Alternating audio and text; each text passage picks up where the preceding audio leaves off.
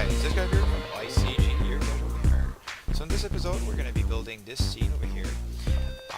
To be able to follow with ease, you're going to need to have the Infinity Blade Grassland assets inside your project folder. And if you already have them, then we're ready to go. Alright, so inside my map folder, let's go ahead and create a new level. So we're going to do call it stage -2 -1. Very important to name it right, or else it's very hard to rename it afterward. Double click inside and let's get inside. So now, when working for an outside scene, you always want, well, the best goal is always to get that 60 frame per second. And the best way to achieve it, especially when you're outside, you need to manage your space, because not everything can be loaded at the same time, or else you're going to drop frame per second. Let me show you the example with my super little drawing that I have over here. So let's say your player start is over here and the end level is there. Now if you wanted to, you could just go ahead and make a straight path right there and have everything loaded around, but I would strongly disregard this because it would be a lot of information from point A to point B, and you don't want to have everything loaded. Unless you use LODs, of course, but that's going to be covered in a separate episode. Now, so the best way to do it then is to have your little way and you start going in angles. And just by going inside angles, you allow yourself to create these little paths to get to the end. So the best way to do that is you separate your level into 3 areas. Let's say this is the first area. Then you got the second area over here, and then you have the end level over here.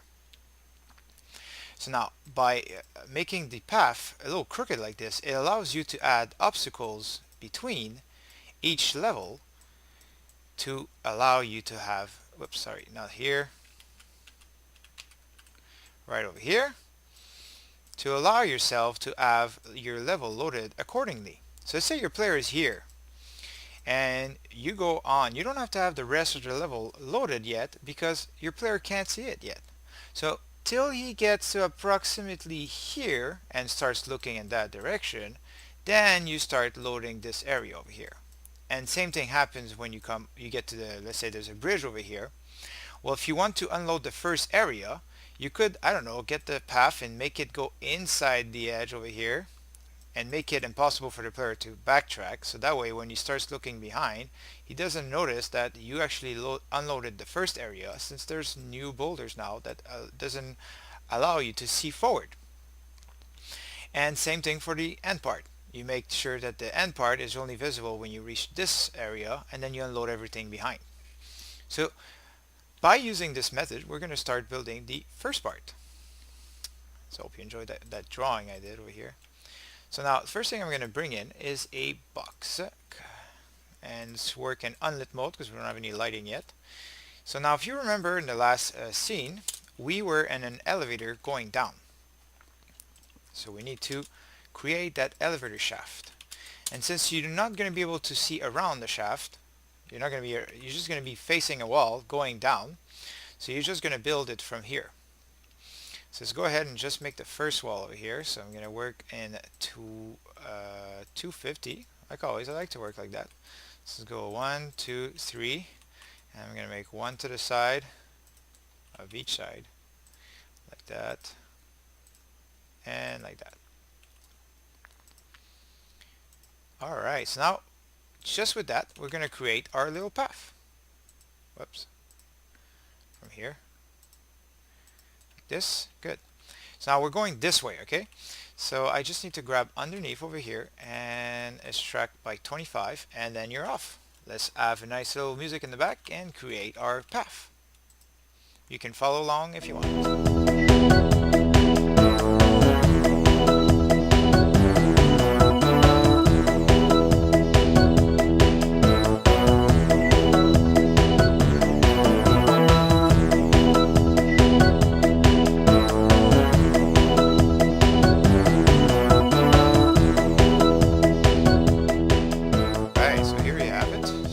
Make a little hole over here for the doorway.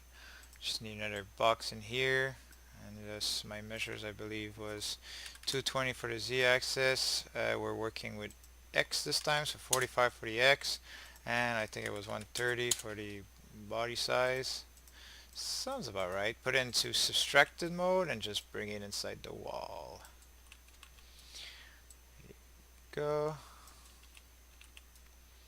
If you just ported up a version of engine, you probably have all the snapping tools and everything on top of here not set, so just reset those as you have to.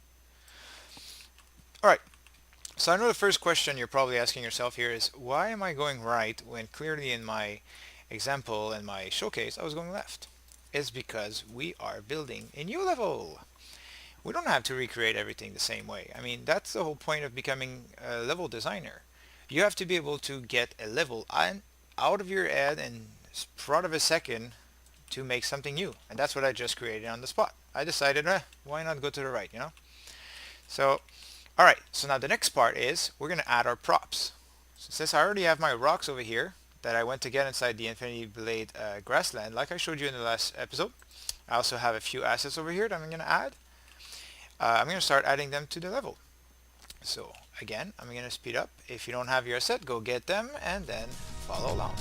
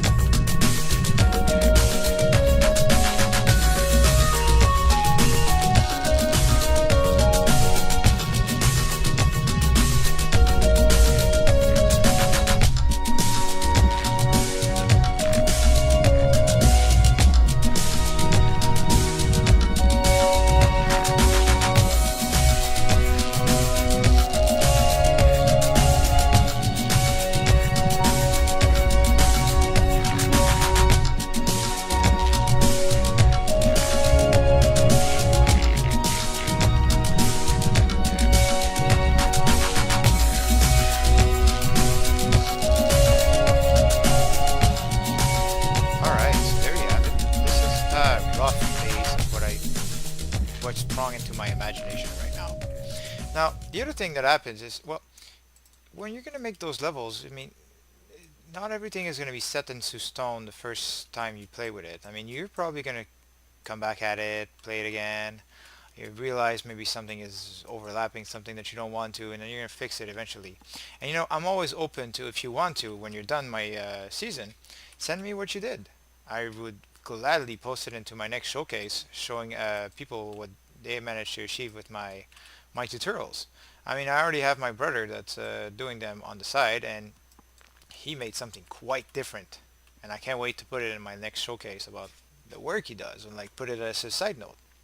Anyways, the last thing I wanted to go through with you guys is when you have a scene like this, is you're gonna have all these new boundaries that the player is gonna try to break.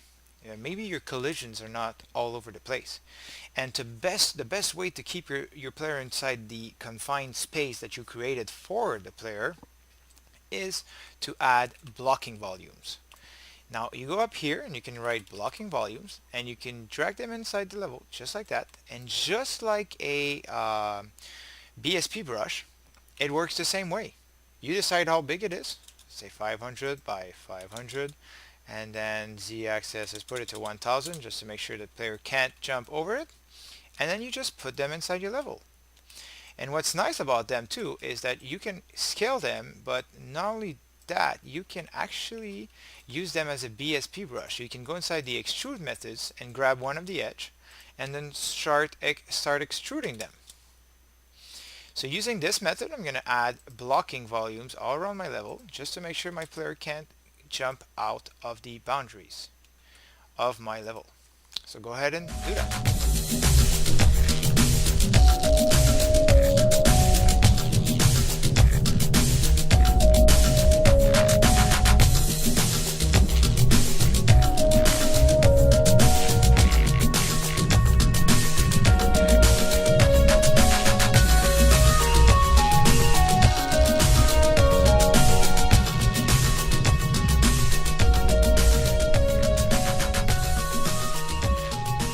And there you have it.